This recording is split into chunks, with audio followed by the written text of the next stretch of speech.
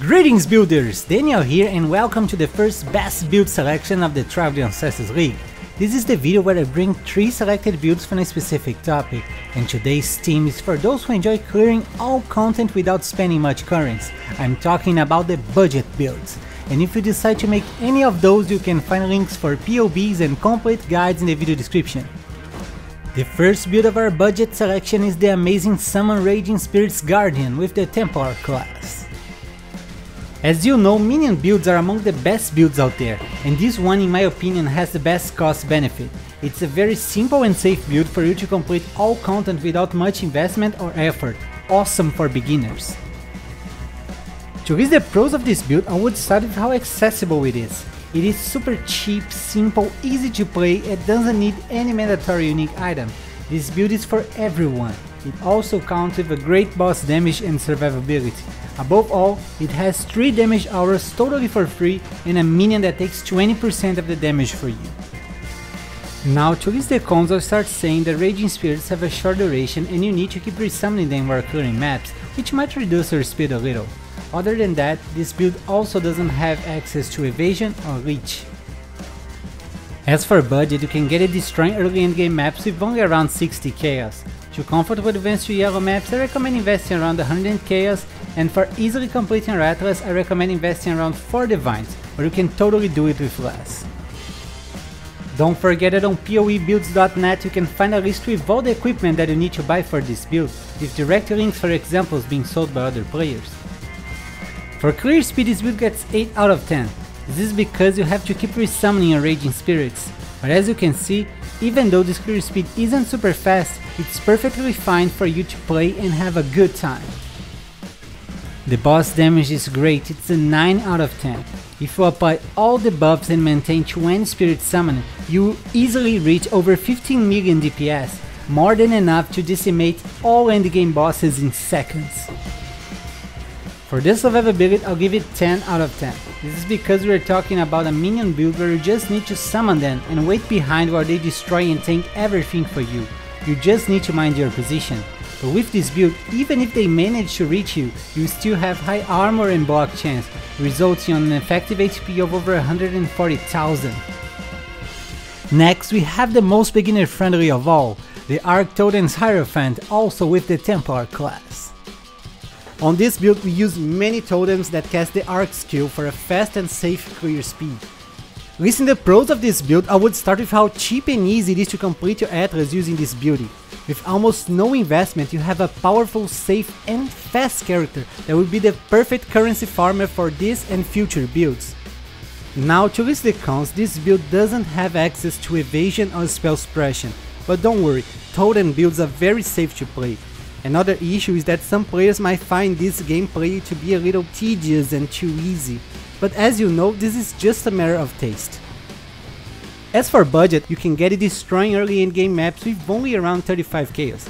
To comfortably advance to yellow maps, you need to invest around 90 chaos, and for easily completing your Atlas, I recommend investing around 3 divines, but you can totally do it with less. This build needs 3 mandatory unique items, but they are normally very cheap and easy to get. The first one is the Soul Mantle Armor, that causes Socket Gems to be supported by a level 20 spell totem. This grants us an extra support skill gem. We also need a Kikazaru Ring to counter the effect of curses. This is because a side effect of Soul Mantle that will apply a random curse on you whenever a totem dies. Finally, we also need the Self-Flagellation Jewel that grants up to 20% increased damage for each curse on you. Thanks to Soul Mantle, you'll be always with around 9 curses, resulting on 180% increased damage. For clear speed, this build gets 9 out of 10. Arc is an awesome skill that chains through many enemies and easily clear big packs. This build counts with 4 totems casting this amazing skill. The boss damage deserves 9 out of 10. With the right debuffs and all 4 totems summoned, this build can take even big bosses down without any issue. For the survivability, I'd also give it 9 out of 10. As a totem build, you'll always be far from action while your totems do all the work. So, if you know how to mind your position, you can easily complete high tier maps with low grade gear. Above all, this build still counts with high armor and high block chance. Finally, we have this incredibly tanky melee build, the Boneshatter Juggernaut with the Marauder class.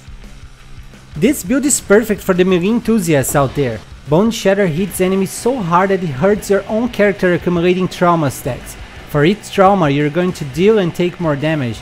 That's why it's important to gather both attack speed and armor to stack many traumas and sustain their damage.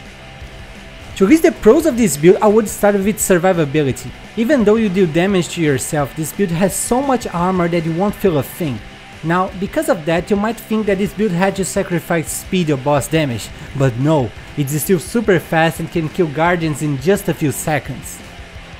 Now, to list the cons, the first thing that comes to mind is that you need to keep an eye on your accuracy. This is because the Keystone precise technique that grants 40% more damage if your accuracy is bigger than your life. As for budget, this build is cheap. You can get it destroying early in-game maps with only around 60 chaos. To comfortably advance to yellow maps, I recommend investing around 120 chaos, and for easily completing your atlas, I recommend investing around 4 divines. For clear speed, I'll give it 9 out of 10. Boneshatter also creates a big pulse of damage when stunning enemies. That means that a single blow can kill an entire pack of monsters. Other than that, you stack a lot of attack speed that causes your Leap's Land to almost teleport you through the map.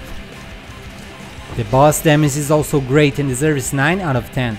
Using Berserk on bosses causes you to accumulate a lot of trauma stacks and deal huge amounts of damage.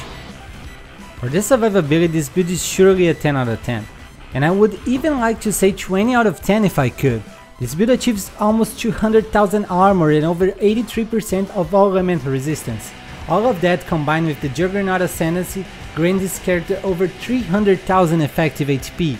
Yes, it's crazy. And that's it guys, what did you think about those budget builds? Please take a second to tell me in the comments and leave a thumbs up to support the channel. I wish you guys an amazing day and don't forget to keep building.